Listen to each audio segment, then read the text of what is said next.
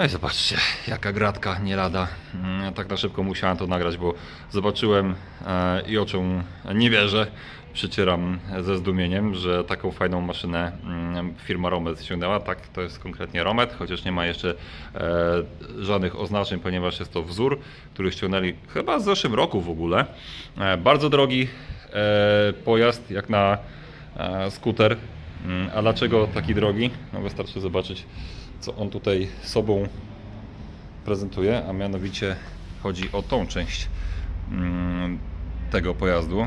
Wygląda wszystko normalnie, ale ta literka zielona E i nazwa EXDV może zdradzić, z czym tu mamy do czynienia. No i właśnie przejdźmy do najważniejszej rzeczy, czyli z układu napędowego, bo mamy normalny układ na pasku z wariatorem, ze sprzęgłem, wariatorem i silnikiem zamontowanym, tak jak w każdym innym skuterze prawilnym, ale jak widzicie, 3 pomarańczowe przewody. Pomarańczowe, żeby strażacy wiedzieli z daleka, co mogą ciąć, a czego mają nie ciąć w tym pojeździe. I tak, jest to elektryczna wersja skutera takiego jak Barton X-Trail czy Junak XDV. I zobaczcie, jak dużo wspólnych mianowników mamy tutaj w tym sprzęcie. Schowek, klapka wlewu paliwa, w tym konkretnie wypadku prądu, otwieranie tutaj ten system bezkluczykowy zraźnięty z Hondy 1:1. Tak, znowu tutaj tak dość niefortunnie schowany w takim miejscu mało wizualnie dostępnym. Natomiast obudowy są troszkę inne i tutaj ta stacyjka wystaje bardziej niż właśnie w X-Trailu, który tam stoi, który swoją drogą wpadł na serwis jako odnówka z uszkodzoną lampą już od początku, także no cóż, nie jest tak kolorowo wcale z Chińczykami. Dalej zdarzają się awarie, nawet przy nowych pojazdach, ale to produkcja seryjna okupiona jest niejednokrotnie takimi rzeczami. Nieważne. Na szybko o tym sprzęcie.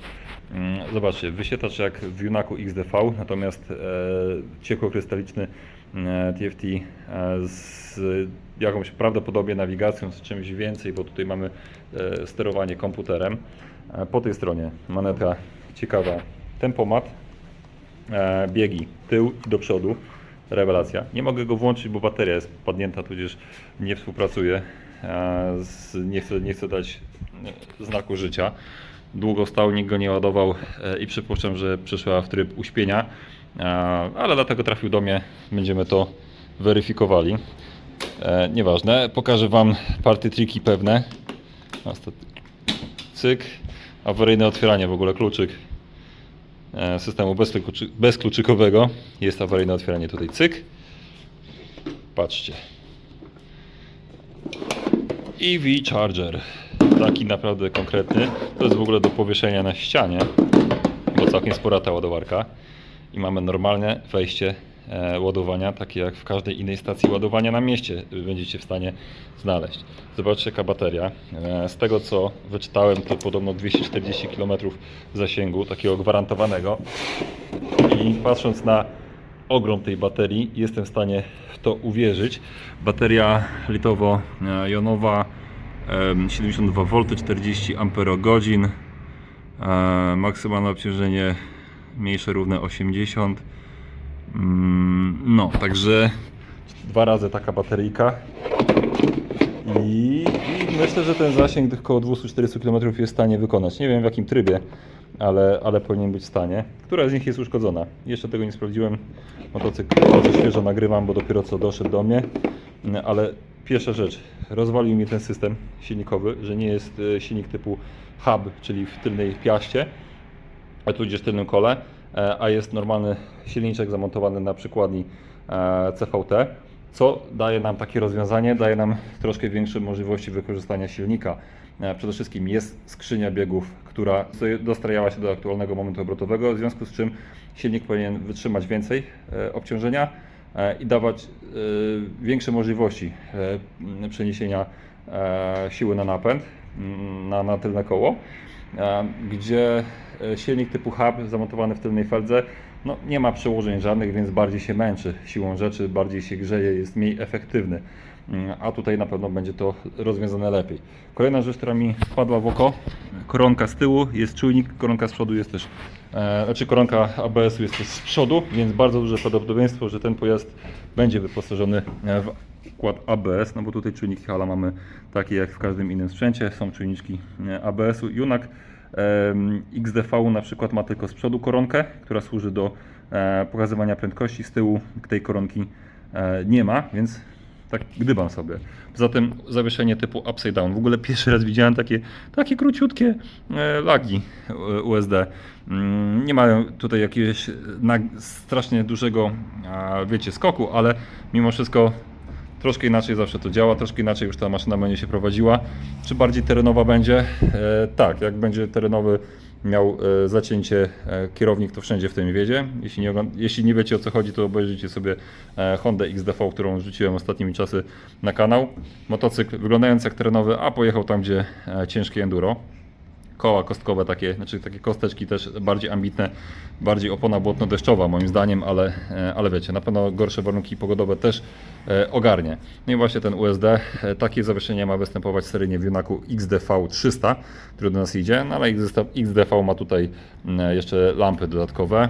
Te lampy są bardziej jak w Bartonie, LEDy, tutaj ten do jazdy dziennej. Co jeszcze? No i tyle chyba, co mógłbym tak na szybko o nim powiedzieć. Dobra, szybki fragment sponsorowany będzie, a pogadamy o takiej maszynie, którą dostałem od marki Vevor. Vevor to jest sklep internetowy, coś a la AliExpress, bo z tego co się orientuję, bazują w Chinach i jest to w większości sprzęt chiński. Natomiast w porównaniu do wszystkich takich sklepów, wiecie, ogólnodostępnych, ten skupia się bardziej na tematach takich, wiecie, branżowych, dlatego też trafili do mnie, mieli mi wysłać myjkę ultradźwiękową, ale stwierdziłem, że nie jest mi ona potrzebna, zamówię sobie coś takiego, tym bardziej w kontekście faktu, że wyjeżdżałem do Rumunii i może by się przydało mieć taki powerbank konkretny ze sobą. No i w związku z tym, że mi to przysłali do użytkowania, no to zobligowany jestem Wam to pokazać, a że się sprawdziło, no to tym bardziej warto pokazać. Nie będę tego odsyłał, zostanie u mnie na długo, bardzo fajnie się sprawdza. W trakcie właśnie wyjazdu mieliśmy 2 dni nad jeziorkiem Bikas bez prądu w domku, także drona, kamery, laptopa moje, Michała, wszystko to ładowało bardzo dzielnie. 2 dni użytkowania i nawet do zera nie zdążyliśmy tego rozładować, a tak naprawdę 2 ładowania telefonu, 3 baterie od Anafiego, 2 baterie od DJI-a, plus baterie właśnie kamerek. No naprawdę sporo obciążenia, mimo że to nie jest jakiś tam strasznie duży sprzęt, bo ma to, zaraz Wam powiem, prąd maksymalny 300 W, 296 Wh, czyli 20 Ah, 14,8 V. No w każdym razie tak, wiertarka spoko, da radę odpalić na tym wiertarkę. Próbowałem 500 W, działała, ale nie za bardzo chciała wiercić, odłączało prąd. 300 W bez problemu naładuje. Tutaj mamy odpowiednie sekcje, tutaj zobaczcie 12 V, takie klasyczne gniazdko. Tutaj mamy input do ładowania, można ładować z prądu domowego, można ładować z prądu w samochodzie na powrocie z Rumunii. Wystarczyło kilka godzin, żeby naładować go do pełna, też fajna opcja. No i tutaj mamy do wszystkich urządzeń właśnie mobilnych. Telefon PD 100 W, spokojnie mi laptopa ładowało, PD 27 W, Quick Charge 3.0, czyli też wszystkie funkcje szybkiego ładowania w telefonach współczesnych obsługuje. Jest wiatraczek do chłodzenia. Jest tutaj latarka kilkupoziomowa, bardzo mocno świeci, awaryjnie, jak gdzieś tam przy drodze możecie sobie to ustawić, żeby Wam świeciło. Pokazuje, ile jeszcze czasu jest w stanie poświecić, obciążenia aktualne, które oddaje. I faktycznie mój telefon ładuje się maksymalnym prądem 66 W i on 66 W go potrafił naładować, gdzie Oppo ma dość specyficzne tam funkcje ładowania szybkiego i nie każda ładowarka to ogarnia, ta ogarniała. Prawdę mówiąc, szkoda, że nie dostałem do tego jeszcze paneli słonecznych, żeby można było to ładować, wiecie, ładować baterię tutaj w tym powerbanku. Ale to sobie dokupię, bo naprawdę urządzonko będę używał częściej. I cóż, tyle. Zobaczcie, porównajcie sobie ceny. Link do tego urządzenia i do sklepu znajdziecie w opisie. Że mają kilka magazynów tutaj po Europie rozsianych, także to akurat do mnie przyszło w ciągu 3 dni z Francji. Także bardzo szybko i dlatego się wyrobiło przed wyjazdem i dlatego te przybitki, które widzicie, to właśnie w trakcie wyjazdu, gdzie tam pracowałem sobie na laptopie, ładowałem dodatkowo urządzonka. No, tyle, co mogę Wam powiedzieć więcej. Przydatna rzecz, słuchajcie, nawet w domu jak zabraknie prądu, to wiem, że mogę sobie cały dzień pracować dalej zdalnie na komputerze i na telefonie, z internetem, ze wszystkim. No, a jest mały, poręczny, fajny, wszędzie się zmieści. Czad. Wracamy do elektryka. Szybciej niż myślałem udało się wykonać, tudzież nagrać od razu update'ik. Proszę bardzo, takie eleganckie światełka. A w ogóle zmieniają się jakoś? Aha, widzicie, można te dzienne i drogowe włączyć, mijania i drogowe. No, udało się zrobić szybki update'ik. Patrzcie, podświetlane manety. Tak ciekawie, bo w TRC na przykład było tak tylko obramówka, nie, podświetlona, a tutaj macie wszystkie świecące, spoko. Tu oczywiście stacyjka świecąca. Tutaj zaraz będę ogarniał aplikację do połączenia się z Wi-Fi. Ciekaw jestem, czy to na Carbitride, czy na czymś innym, ale przypuszczam, że na czymś innym chińskim, więc to tak nie do końca bezpiecznie, podejrzewam. Nie mogę włączyć biegu, ale prawdopodobnie dlatego, że jest właśnie ładuje się akumulator, 29% na chwilę obecną gdzieś tam ma, nieważne. Co było problemem? No problemem był w sumie głównie BMS, który jest zastosowany w tych bateriach. Chińskie BMS-y niestety tak mają w większości, że jeśli tam jedna z celi spadnie z napięciem poniżej jakiejś wartości, to już ładowarka się nie dogada z baterią, więc wystarczyło odpowiednio to podciągnąć. I zobaczcie, 10 amperów, nie widzicie, 10 amperów ładuje 2,1 kW, 215 V, 622 kWh naładowane w 46 minut. No fajnie, nawet takie statystyki podaje. Korciło mnie, żeby jechać na ładowarkę taką szybką, wiecie, gdzieś na stacji benzynowej, ale na spokojnie muszę go tutaj podładować taką wolniejszą ładowarką i dopiero potem traktować go czymś mocniejszym. No, ale w każdym razie działa, jeździ. Tutaj menu nie jest jakieś tam fascynujące. Widać na załączonym obrazku, że jednak ABS to będzie miało, także sztosik. Nie wiem, czemu manetka tutaj nie działa, nic nie zmienia. Jest podłączona, no bo jak widzicie długimi wali, ale nie mogę nic uruchomić dodatkowo. Może podczas ładowania to nie działa, a może dopiero aplikacja jak podłączę to będzie działało. Nie wiem, zobaczymy. No tutaj mamy biegi wsteczne do przodu, to już chyba o tym mówiłem. No i tyle w temacie. Baterie zajmują na tyle dużo miejsca, że tutaj za bardzo bagażnika nie będzie do wykorzystania, więc jakiś topcase trafi, dokumenty są, siłą zaraz zarejestruję maszynę i będzie śmigała.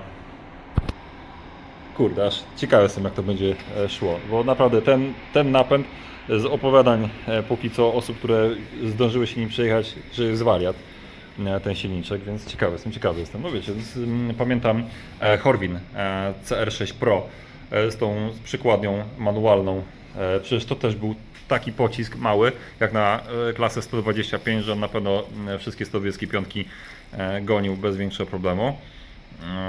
Więc tutaj obstawiam podobne możliwości. No i duże koła, 14 przód, 14 tył. No naprawdę fajny skuterek z tego może być. W teorii ADV-kowy. Pojeździłem, posprawdzałem. Nie mam tablicy rejestracyjnej, więc tylko tutaj po placu. Ma to odejście, co tutaj dużo mogę powiedzieć. Naprawdę bardzo fajnie zrywa się z miejsca. Ciekaw jestem później, jak będzie, wiecie, to postępowało ze wzrostem prędkości. ABS działa bardzo fajnie i po prostu jest.